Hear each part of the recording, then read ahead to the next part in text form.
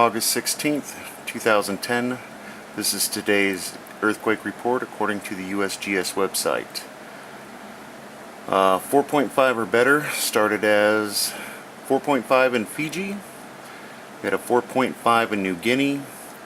We had the big one today, the 6.3 in Mauritius, and that's the one off in the Indian Ocean off the coast of Africa right there.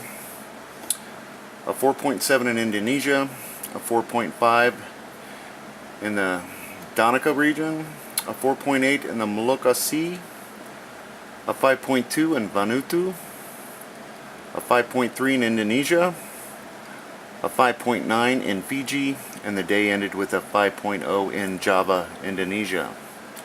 Now these are the earthquakes for today. As you can see, this is the normal active spots, ring of fire, and again that one on the back side. And just to get a look for the earthquakes for the week,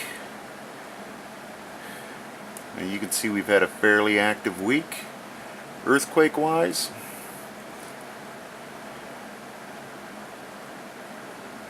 And that's why I cut the main alerts down from 6.0 to 7.0.